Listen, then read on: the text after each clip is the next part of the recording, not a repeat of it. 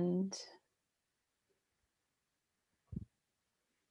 Hey everybody, my name is John Hinman and I'm a member of CHOW, Culinary, Hospitality, Outreach and Wellness.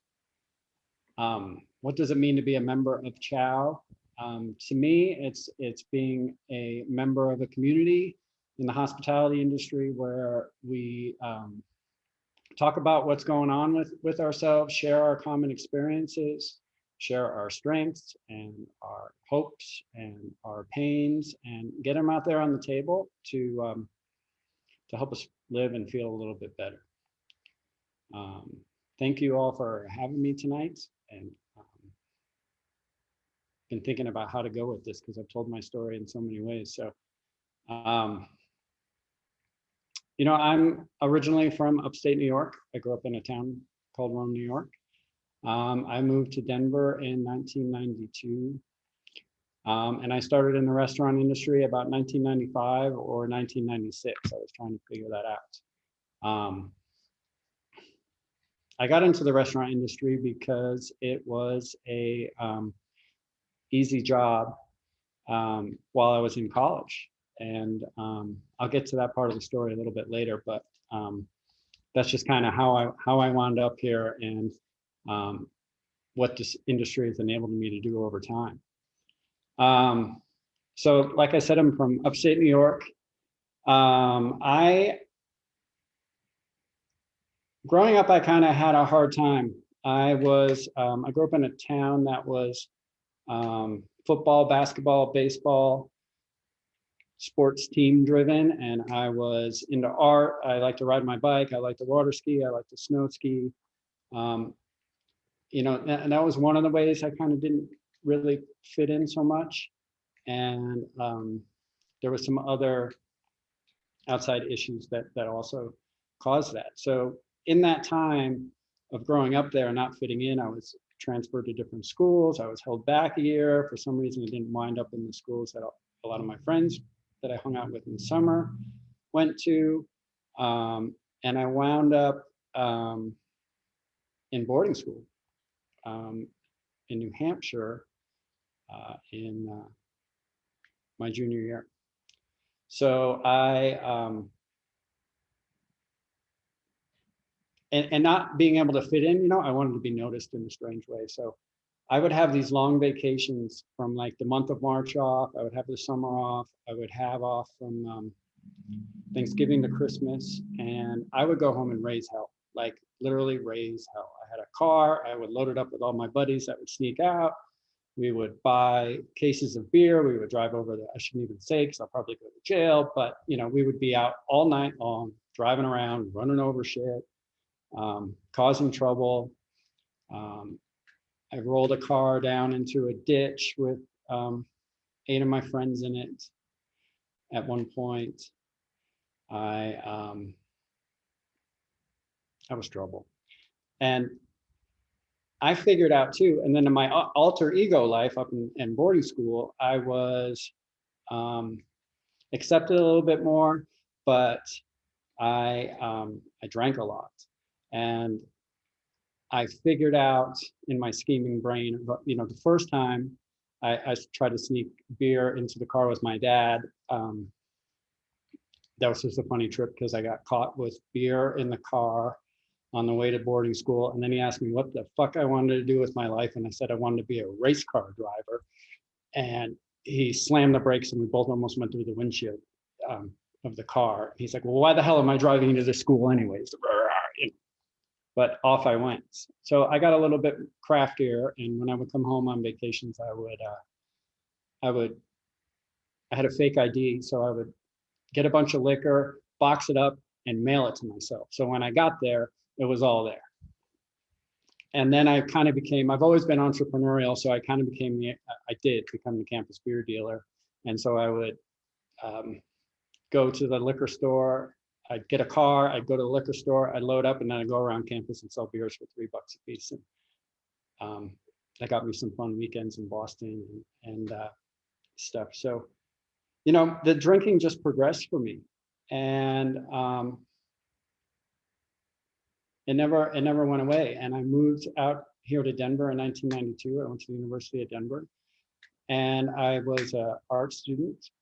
I was studying fine arts and arts history with an emphasis in ceramics. And ceramics is something I don't do anymore, but it's something, it's probably one of my first 5 thoughts every morning. So I would love to get back to that at some point. And so I came out here, and for the first time, I was always like a BC student. And for the first time, I got all A's. It was bizarre. And I almost joined a fraternity and had a sobering moment when they were putting the pin on me, and I chimed out of there. So that was my kind of first check of being different out here. And then time passes on. And how did I get into the restaurant? I got to move up to that part of the story. So in 95 or 96, when I was in college, I got a job at Pasta J's downtown, and I was a server for about a week. I had managed, I was serving a table, and I had 12 of those really big iced teas on a tray, and I dumped them on one guy. And I found myself in the kitchen that night peeling garlic in the back. And that is a big, huge pivotal point in my life, dumping those 12 iced teas, because if it wasn't for those 12 iced teas, I would never be in the restaurant business. I would have never found the back of the kitchen, none of that. I didn't grow up in a house of a lot of cooking. I grew up in a community of cooking. We grew up with all Italians, and a whole town full of Italians and Polish people, and food was just amazing. You could go anywhere, and I miss the Christmas cookies, and there's so much good food in Rome.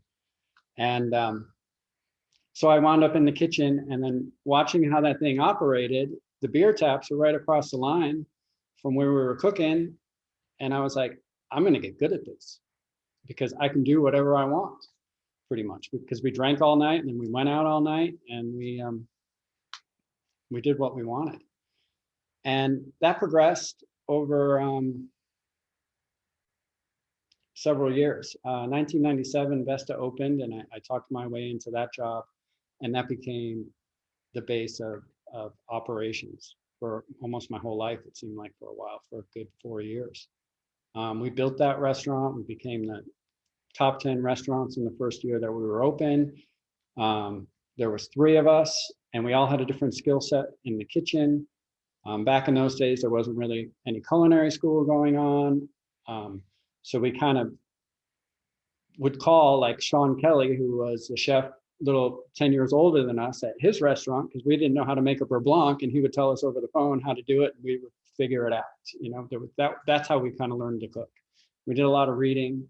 We tried different things. We went overboard too much.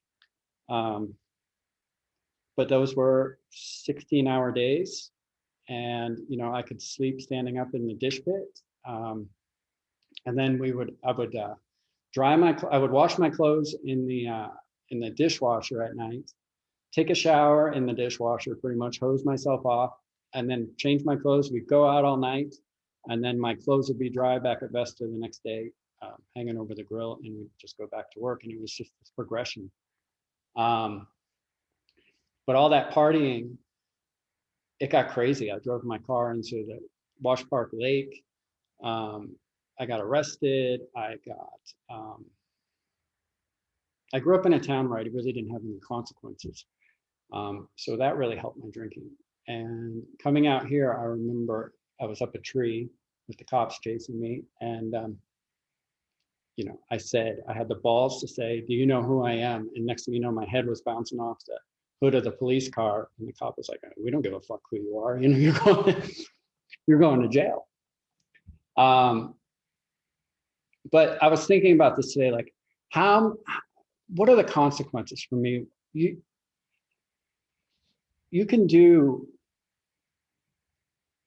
can't change me no matter what, you know. You can give me a reward and I'll change while you're watching, but you can put me, you can take things away from me and I'll just sit. I mean, I'm a guy that, you know, I had to do 90 days in the Broomfield jail up here 10 years ago, and I can make that work. You know, I can make that happen. You know, not the fact of getting to jail, but I can live like that. And that's not how I wanted to be. You know, you can offer me money, you can tell me to stop, you can give me a reward, you can offer me a brand new car, and if you're not watching me, I'm off to California in a minute, you know, me in the car, gone.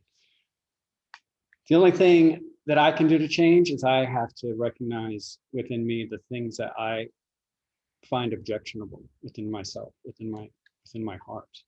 And then I can observe them and be able to rid myself of them, but I can't do it unless I find them objectionable, you know, or if Bill were to say to me, hey, John, you shouldn't say homeless anymore. And I would have to find that objectionable, and then I can let it go. But until then, there isn't anybody out there that can change me on that. So time progresses, we get to about 2000. I was living with my brother, and I convinced my whole family, we weren't getting along so great living together, and I convinced my whole family that Dan had the drinking problem. So I had an intervention all set up. I was just going to move his ass out, you know, for at least a month, and then maybe that was the scheme. And what had happened was I had all the paperwork and everything ready, and I went out one night and I came home, and I woke up the next morning and I look at my desk and I see all the intake paperwork is all jacked up from my brother. And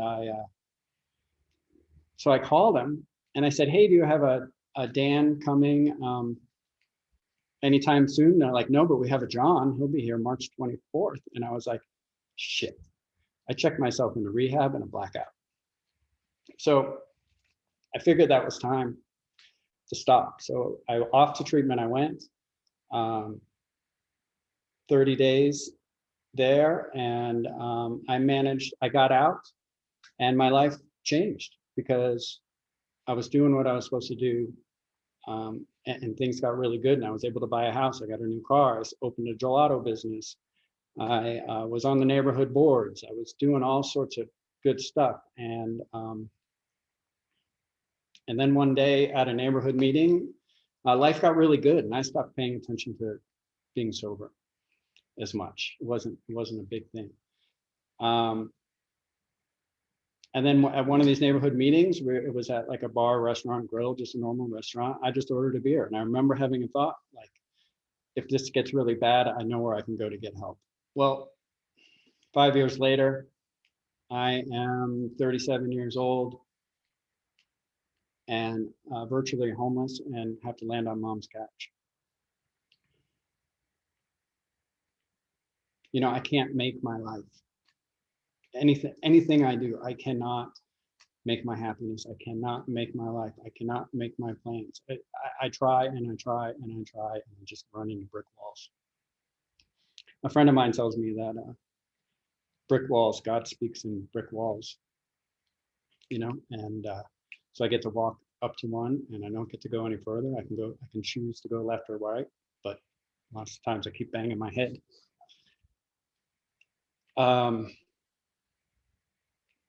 And man, this time I had to go back out and really lose everything. I mean, literally on mom's couch, homeless. She was coming to pick me up at an ex-girlfriend's house who drank like me. I was getting kicked out by her mother. And when I got in the car with my mom, well, I was on the phone with my aunt who was sober, scared and crying. And I said, you know, if I had a gun, I would kill myself right now. And then that freaked me out, totally freaked me out. And I hung up the phone and I called my mom, who was on the way to pick me up. And I had done a really good job over the 5 years of, if I knew I was going to see my mom on Friday, I would do my best to stop drinking on Wednesday. You know, so I held up a good mask for 5 years. She had no idea. And I called her and I said, hey, you're not taking me back to your house. You're going to take me to Boulder Detox. And I walked in there and I blew a .46, walking and talking, walking dead. And that started to me. That was 10 years ago last week. And the process starts over. You know, I wind up going back to the same treatment center, and oddly enough, I got the same chores, the same bed, the same stupid surrender flag I had to walk around with the first time. Everything's been the same this time again. When I got out, I got the same shitty $200 Honda Civic. I started my business at about the same time. I'm buying a house at about the same, oh, not at the same time, but everything is different except for me today. Man,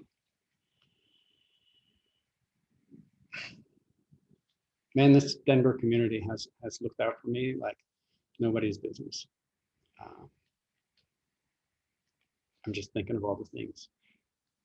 So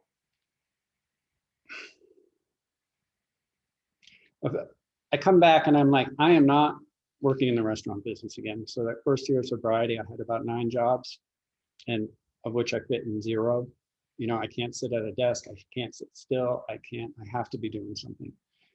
So I wound up going back to working for the Big Red F, and Dave Query always has a home for me, no matter what situation it is. And I'm very grateful to him for that. And I became the pastry chef again for a couple of his restaurants, along with another former pastry chef with a company who actually left at the same time I had years prior. And then we both found each other across the table from each other with our own tragic stories of what had happened to us over the last 5 years. It's crazy. So we got to grow together a little bit, and we went off and opened a bakery in North Boulder. And I wound up making pies down at the Post. And God, I lasted 1.5 years. I made them really famous for pie, but that kitchen environment was just killing me. And it came to head one day, and I got in a fight with like a 6'5" Hispanic dude, you know, and I wasn't having it anymore. And I walked out. And that was really hard, because at that time I was really staying to the steps and doing the work, and on the phone with the sponsor at that time a lot. And he literally walked me out of there, because I kind of wanted to walk out of there with some dignity. And he was like, how much of this shit are you going to take? And I packed up my stuff and I got in my car. I called him again and I was like, okay, I'm in the car. He's like, John, start the car. My net worth is probably $300, and I'm quitting. I'm walking out on the job. So I start the car, I drive home, totally freaked out because I did this. And check the mail, and the IRS check shows up, and I got this nice refund that I could live off of for a couple of months. And I thought about it, and a friend of mine helped me write a business plan. I'm like, I'm just going to go down to Denver and be the pie Nazi and have a little shack, which I'm finally kind of getting at, I think now. You know, open the door, throw the pie out, give me your money, see you later. That's all I wanted to do. But no, I don't do anything small. I managed to raise enough money, and I bought an 11,000 square foot bakery over here that had baked bread. I don't know anything about bread. I know about pastries, but I don't know about bread. But coming off a 5x3 table to an 11,000 square foot bakery with 25 employees, hey, it should be easy, right? We just bake the bread, we pack the bread, we get it out. I've been doing this for 20 years in some form or other. No. There's QuickBooks, there's the IRS, there's taxes, there's licenses, there are sales, there are deliveries, there is so much that I have had to learn. And a couple of years in, making my return and buying this bakery got me some notoriety, and I was getting a lot of interviews about coming back to this industry and being sober. At this point, I think I have maybe 5 years. No, I don't know. And so I get a call from Alex at 303 Magazine, and she wants to talk about it. And I've done enough interviews that I'm like, I don't need another attaboy. It's time to, let's do something. A bunch of people helped me and saved my life. I see a lot of the same characteristics in me in my restaurant community. So what can we do to change that? And so I told Alex, hey, I will tell you whatever you want to know, but I want to have a meeting 30 days after the article comes out to see if anybody's interested in coming to talk about what's going on with themselves. You know, where's this pain coming from? Why are there so many pirates and misfits in the restaurant industry? You know, they're my group, and I can talk to them, and I know that they feel the same way. But we're very introverted people. You know, we put out our soul on that plate, and that's what you get. We don't really like to talk about it. We like to be wise ass to each other. We don't like to play adults. Like this morning, I woke up and I had this great plan. And I was like, then the phone rang and I was like, shit, I got to be an adult. You know, that's this morning, you know? And so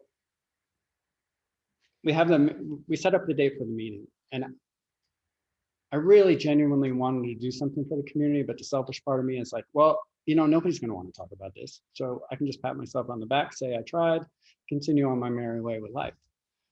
Well, the universe had a different idea of that. And 2 days before the first CHOW meeting, I was expecting crickets. Anthony Bourdain passes away. And there's 40 people on a Monday night in my bakery, wondering what the hell's going on and wanting answers, of which I didn't have. So I just said, hey, let's go around the room, say your name, and say one good thing that you've done for yourself this week. And we'll let it go at that. Well, by the third person, that blew up, and everybody started sharing their story as it went around the room. And there was this woman sitting next to me, and she was just knitting ferociously. And I know from some meetings I went to in up north in another program, there's a bunch of knitters up there, and they knit, and then they put their stuff down and say something super profound, and then get back to knitting again. So I'm kind of focusing on this woman next to me because I want to know what she's going to say, and of course she's going to be the last one. And people shared their stories, and as they went around, I was writing down all our commonalities, and I didn't hear any stories worse or better than mine, but I heard the same common element, is that we hurt, you know. And it comes to what my friend taught me about hurt, and where do we hurt, you know. And the best example I have for that is, like, you know, you break your arm, and you identify that you've broken your arm, you go to the hospital, they bandage it up, you watch it heal, and a year later you forgot you broke your arm, you know. But it's done. But where does this other pain that I'm having come from? Where is this pain that I don't fit in? Where is this pain that I can't speak up for myself without really crying? Where is this I'm not good enough coming from, you know? And how do I fix that? Well, that pain comes from right here in my heart, you know, it's my soul. And how do you fix what you can't see, right? And what did it for me was talking about it, you know, going to other meetings and hearing people tell their truth so easily, and how I felt changed when I came out of that room. Because I'd never been in a room where everybody was so honest. You know, I can't believe they're actually talking about that stuff. And that guy, like, burned down his house over there with da-da-da-da-da. Well, I haven't done anything that bad, you know, so this shouldn't, and he's okay, you know, he's 15 years sober, then I should be able to do this, you know. And so that's what really changed. So I wanted to open the discussion in the restaurant community. So back to the meeting and the knitter, we get around and I write all the commonalities. People have talked about suicide. I think the number of, you know, Melinda knows all the stats, but I think it's about 7,000 chefs a year die of suicide. You know, that's crazy. For what? Serving dinner? Over serving dinner when it gets down to it. And she put her knitting down and she stood up and she told her plan to kill herself after the meeting. She said, if this meeting's not good, I'm going to go home and I'm going to do X, Y, and Z. And that's what it's going to be. And it went off in my soul that, okay, this isn't a thing that we get together once a month for and check in. CHOW's going to have to be a weekly deal. So that's it. That's how CHOW started. Next Monday after that, it was, hey, come to the bakery on Monday at 5, we're having a meeting. And it's just been consistent like that for the last, I don't know, is it 2 or 3 years now? You know, and then 3 months after doing this little meeting, showing up on a Monday, I'm in the Wall Street Journal in print. I mean, who does that? You know, I didn't reach out for that. That was a call that came to me, and it was in print with my picture in it. You know, I used to think that I was going to be, for a minute there in high school, I thought I was going to be a stockbroker. That's how I should show up in the Wall Street Journal, right? Not for showing up at 5 o'clock on a Monday, because that's what I was essentially doing. So I hurt, you know, on the regular, every day. And it's great that I have 10 years of sobriety, but it's not about that anymore. You know, there's some serious wreckage of my sobriety that I'm cleaning up right now, or I'm embarking on cleaning up. And life goes on, you know. And so when I quit drinking, I ran into John Hinman. Oh, you're the reason you drink. I want to drink more, right? When faced with myself, I can't deal with myself. So that's why I drink. It's not the alcohol, that's the problem. So that this has been you know, a 10-year journey. A lot of people at this point in sobriety think they say that they know it all, or we joke that we should know it all by now, and it's getting really hard because it's kind of true. I think that I know it all, but it's not true. And this last month, so many great turnover things have happened for me. You know, I moved into, I was able to buy a house. This year, 2020, has been the best year of my life. It's been so tragic for so many people, but I was able to unload the bread portion of my business. I was able to shrink it down. I was able to get a new coat of paint on everything, on all my boxes and my logos, and the people that showed up during this, you know. And CHOW, when COVID hit, you know, it went from a 5 o'clock on a Monday 4-person to 12-person meeting to somebody, you know, came and blessed us with, you know, a beautiful grant, and we were able to help contribute to buying 700 one-hour therapy sessions for restaurant workers. We took my bread van at the time and went around to every restaurant. We picked up all the food we could get out of everybody's walk-ins, and we took it back to freezers.